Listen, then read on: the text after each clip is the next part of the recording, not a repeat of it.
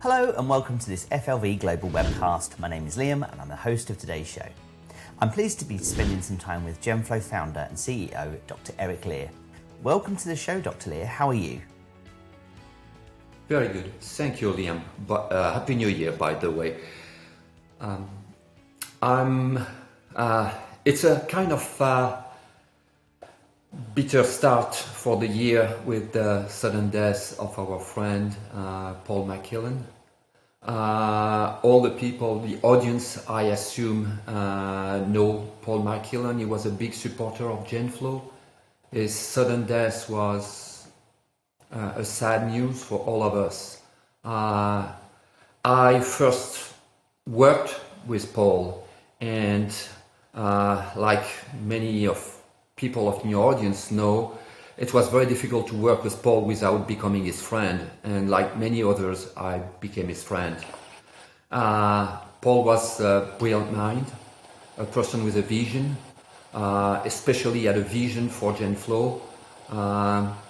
With his death, also before his death, he gave us a fantastic gift, the confidence.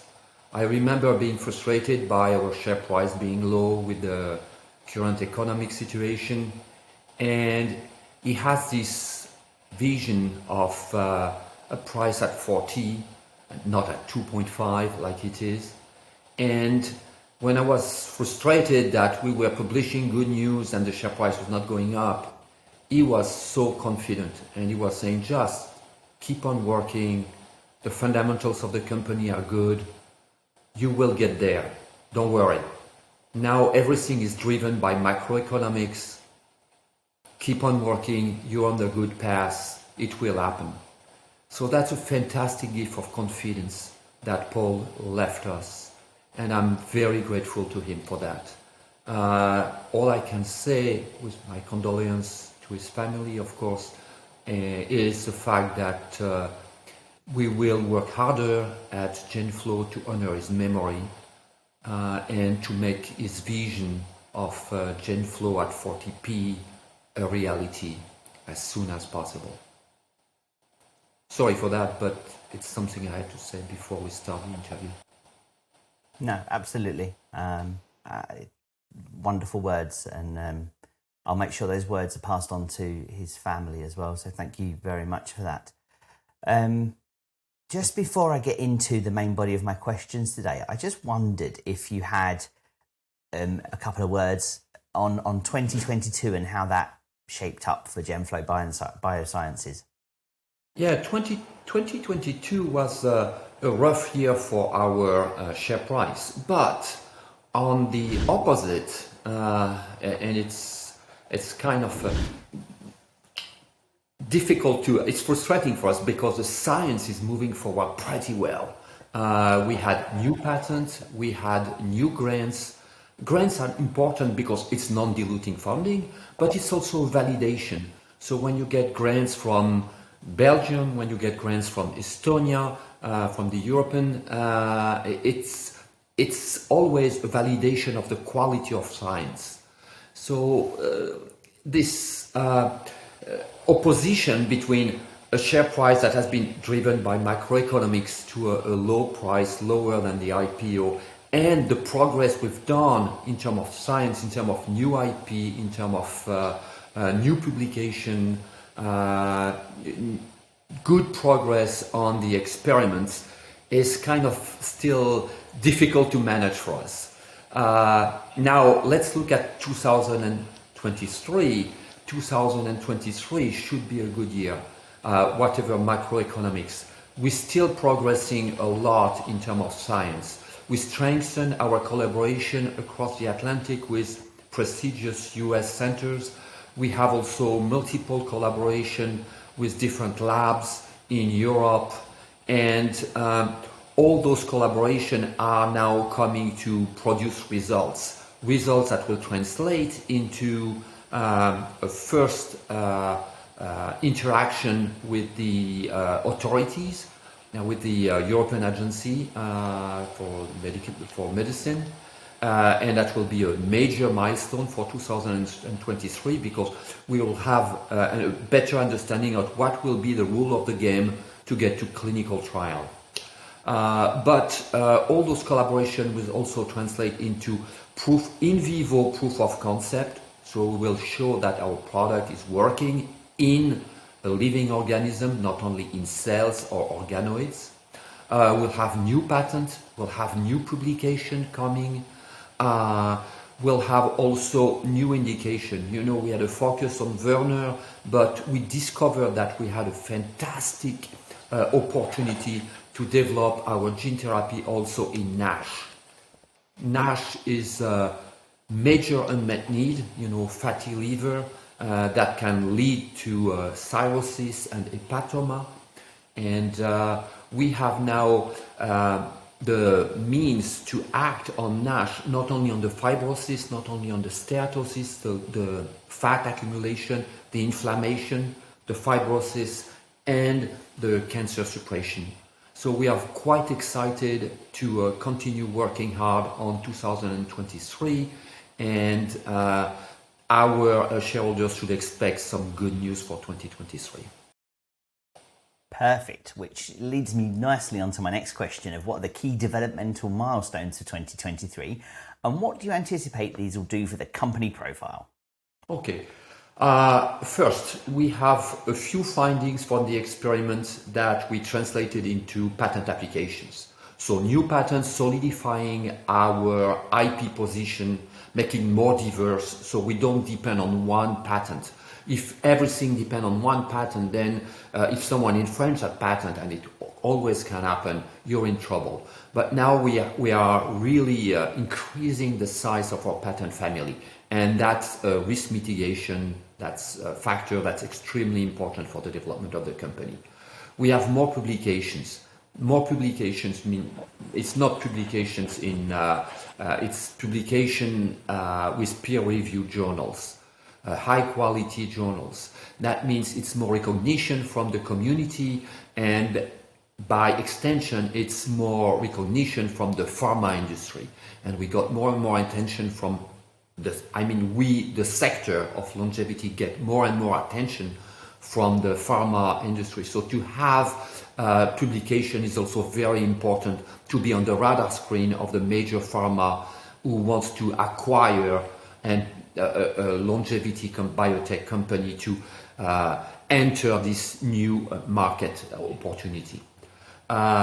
We have also a major milestone, which will be the first interaction with the European agency. It's important because we have significant questions.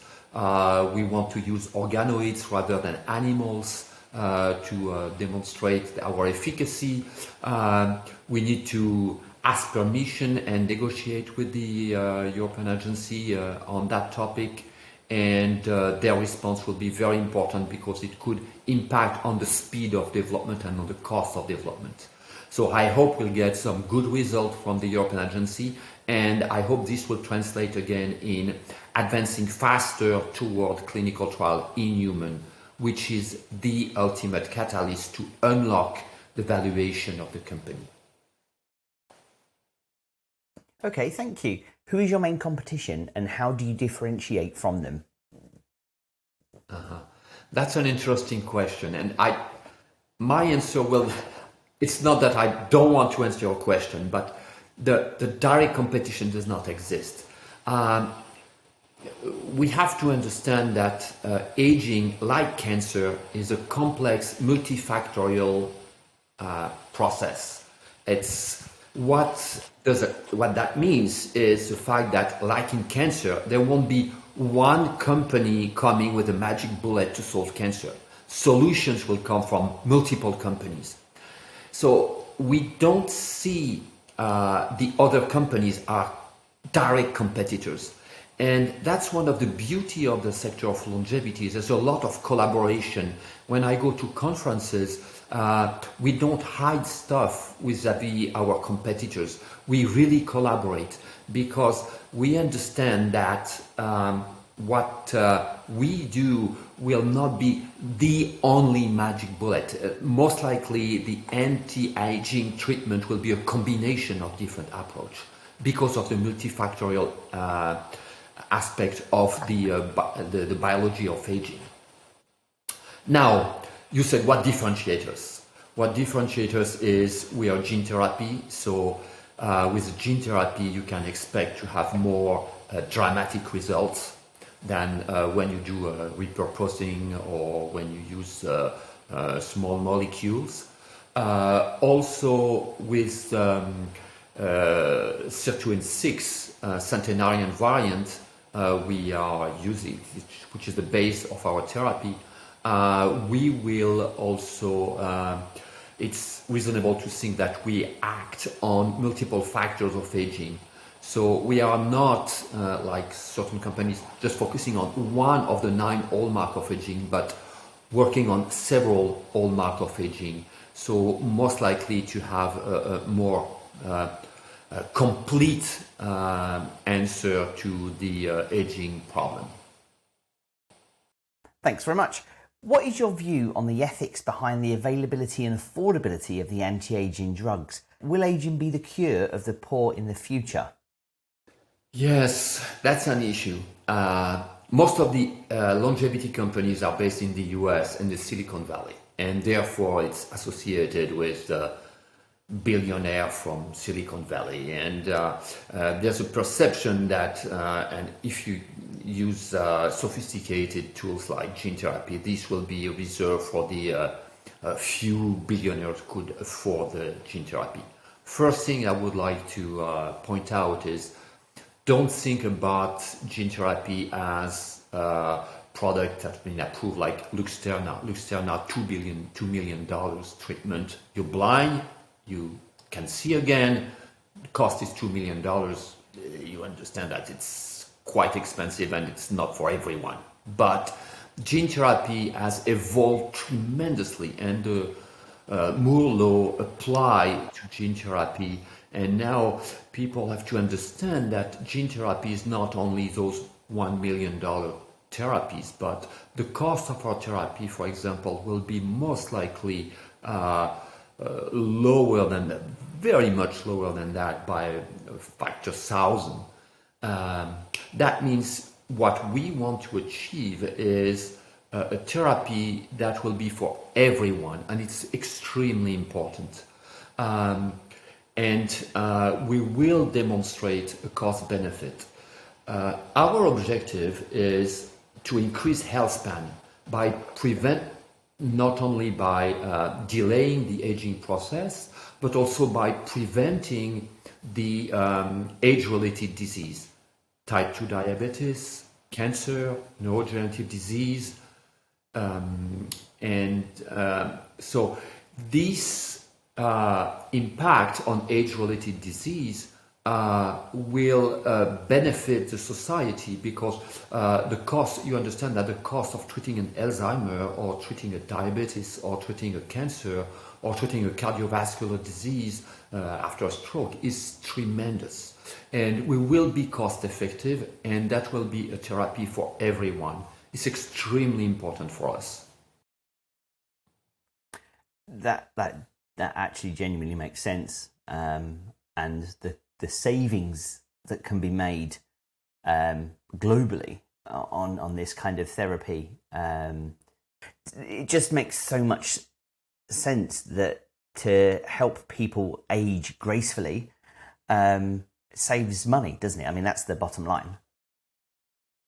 Yes, and there are some studies from prominent economists that have demonstrated that even small benefit using repurposing drugs, that's for example the work of Andrew Scott on metformin, and he demonstrated that even a marginal benefit in terms of longevity has a tremendous effect on the economy for the society. Andrew Scott was blown away when he looked at the figures. So you can imagine that a gene therapy that will have a more significant impact on longevity, on the delaying of age-related disease, will have an impact that will be significant for the community. It's just amazing. Have any large pharmaceuticals taken any interest in the work that you're doing? It's a good question, and I should have answered that in your question about 2022. In 2022, we saw a major shift in the longevity industry. Longevity industry used to be only biotech companies and no pharma. Pharma was not interested. It was not regulated by the FDA, by the European Agency for Medicine, and therefore it was not their space. But in 2022, we've seen more and more pharma interested, and we've seen Scout. We had to sign CDAs with some pharma companies who wants to look at us, have a first look. I see more and more pharma companies attending the longevity conferences, and there's definitely a growing interest in longevity from the pharma industry. And I see that trend progressing in 2023, and that should be one of the very positive outcomes for the industry in 2023. Eric, with companies competing for attention in the longevity bioscience sector, what should investors be excited about Genflow? If you take the entire biotech, there's longevity remains a sector that's extremely attractive. The answer is, the rationale is very simple. Look at demographic data, where there's an aging population. That aging population will face more and more of those 4 diseases I mentioned: the diabetes, the cardiovascular disease, the neurodegenerative disease, and cancer. You can see that there's no cure for those age-related diseases. And instead of cure, we manage those diseases at a huge cost for the society. So there will be a financial pressure to delay the onset of those age-related disease.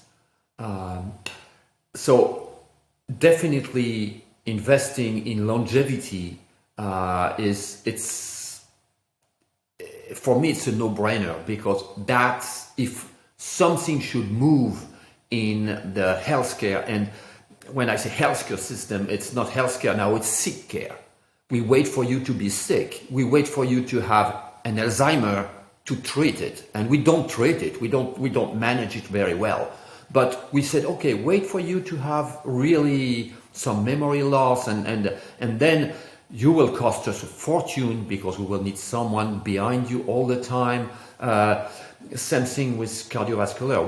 We wait for you to have a stroke, and then what do we do when we have a stroke? We give you a little bit of re-education and but high cost. When you're hemiplegic, it's super expensive. Diabetes, cost is incredible. It's not only the cost of the insulin, it's the cost of the dialysis that will come with the evolution of your diabetes.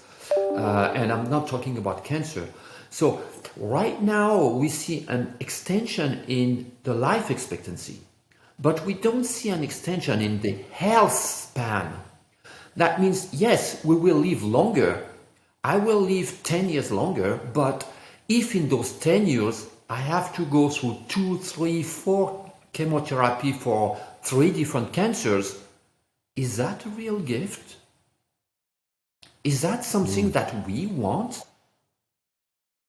It's time to shift from a sick care to health care, where now, with our understanding of the biology of aging, we can delay those. And if we can give you 10, 15 more years, that's 10 or 15 more years where you're still active.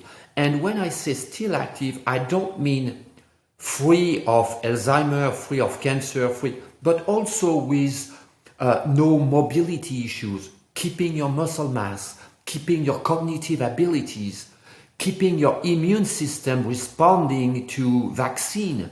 And we've seen with the COVID crisis that the response to the vaccine from the older people is much lower than the response to the vaccine. But also our immune system is also weakened by age. We can solve that. And that will have a huge impact. In COVID, for example, I take this example again.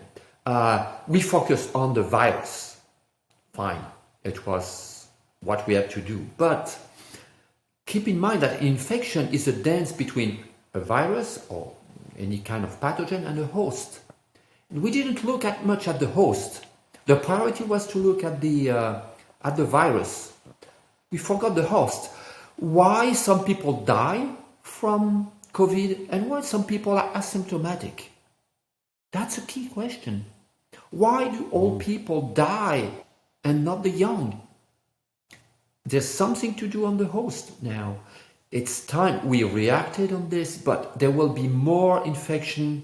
There will be more pathogens coming, emerging. And we need also to prepare the host to all those new pathogens that will come. So it's not only delaying the age-related disease, it's getting older in better shape with enough muscle to keep your mobility, with enough cognitive functions to have social interaction, with enough immune system capabilities to resist pathogens. All that can be done. We know the biology. That's definitely what we need to do. And that's definitely where we need to invest our money in biotech. So, leading on very nicely, actually, if aging is a disease, what can Sirtuin 6 do to treat this? I would say aging is a risk factor right now, or a disease or a risk factor, but it's something we can manage. Disease, risk factor, whatever. And at one point, it will be definitely regulated by agencies. And at that time, we will see a major interest from the pharma. And that will be the change in the industry, because you will see a wave of acquisition from pharma. We've seen that with immuno-oncology. When we're treating cancer with chemotherapy, with radiation, very aggressive with a lot of side effects, there was a need to have something else. And the stimulating the immune system to respond to cancer was kind of a strange idea. But now immuno-oncology is mainstream, and we've seen the checkpoint inhibitors, the CAR T cells, and treatment of cancer with immune system, through the immune system. And as soon as this happened, that the proof of concept was made, we've seen major acquisition from pharma to the small biotech that were developing cancer vaccine, CAR T cells, checkpoint inhibitor, anti-PD-1, anti-CTLA4, all those kinds of things.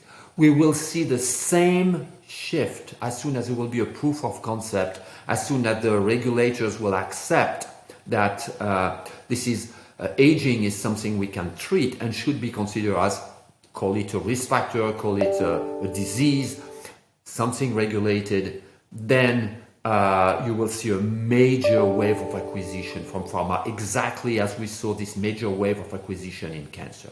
Now, the second part of your question was, and I'm sorry for the long answer.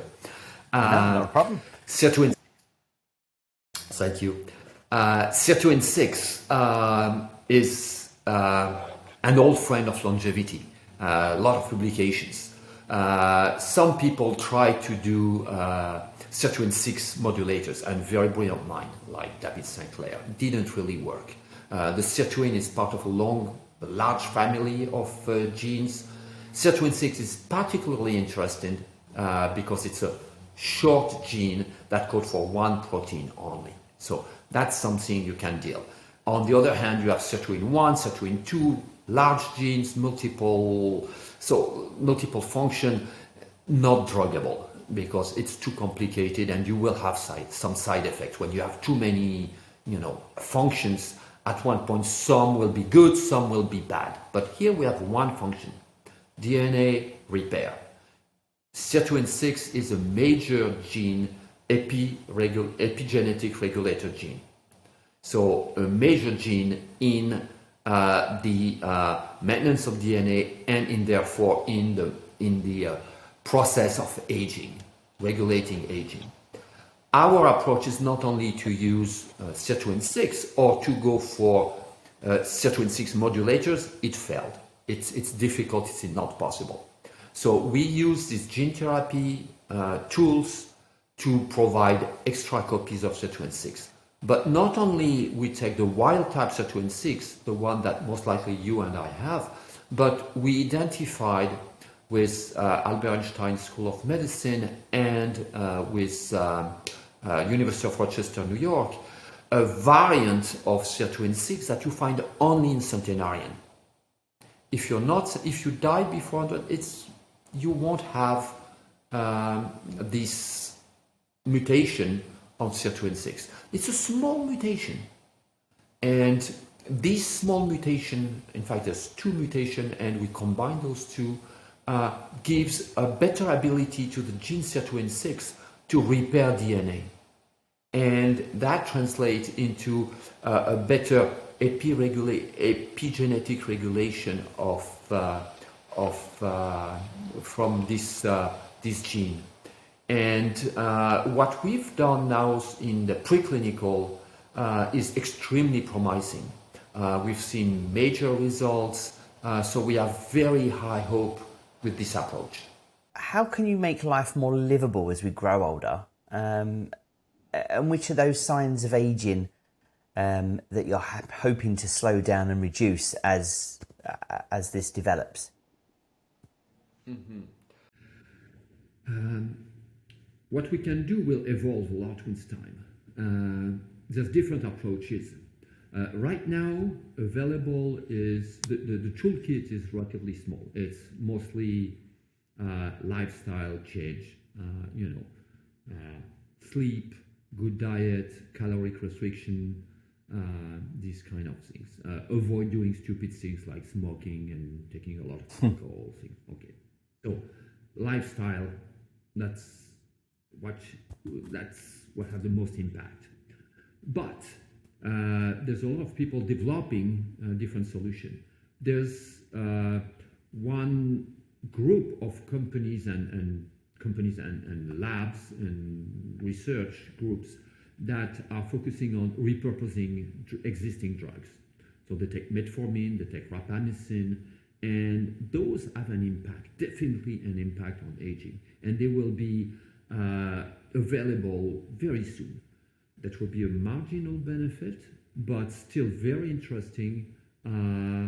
The people who develop those molecules, AKJ, rapamycin, metformin, are extremely disciplined and go through the process, the regulatory process. So metformin, for example, has been approved in phase 3 by the FDA. But we could expect some results very soon, and this will be available. Now you have more aggressive tools like gene therapy, and because it's not repurposing a drug that already exists, the development process is a little bit longer. And the trade-off is, yes, you have to wait a little bit longer, but the result will be absolutely more, we expect, more dramatic. At the end of the spectrum, you have people like Altos Lab, for example, who take a very aggressive objective to not only stop or delay aging, but to reverse aging, to take something old and to make it young. They use the Yamanaka factors, and this will take a lot of time because there's issues with safety, and this is something we can expect, but it will take sometime, and it will not be available in the next 5-6 years. By the way, we chose to also go for rejuvenation and to make old new, and we do that with liver. Why did we focus? I talk about our program on NASH, the hepatic steatosis, so the fatty liver. Liver is quite interesting organ because it's one of those rare organs that we can rejuvenate. We're not salamanders, we cannot regrow an arm, that's not possible, but the skin we can rejuvenate, we can make new skin. If you cut part of your liver is the biggest organ we have in the body, and if we cut part of the liver, you will regrow some liver. So what we do in NASH is we hope to demonstrate that we'll be able to take an old fatty fibrotic liver and to make it young again. So because Altos put the bar a little bit higher with this rejuvenation, we want to be sure that we go to also to that level of expectation. But we focus mostly on the liver because it's a low-hanging fruit, because naturally we are able to rejuvenate our liver. So it's something we expect that we will have the possibility to reverse the NASH into an active, functional liver. Sounds very, very exciting. And unfortunately, that actually brings us almost to a close now for today. Ladies and gents, to contact us on our dedicated Genflow email address, you can do so at genflow@firstlookventures.co.uk or via our Genflow Telegram group, and we'll get them answered for you as soon as we can. Dr. Eric Lear, founder and CEO of Genflow Biosciences PLC. Thank you for joining me today on this FLV Global webcast. Do you have anything else you'd like to say for our audience? I just want to thank you for inviting me. And I want to wish Happy New Year to all our shareholders. Thank you very much. And that does bring us to the end of the show. We hope you enjoyed it, and we hope to speak with you again soon. My name's Liam, and until next time, I bid you good day.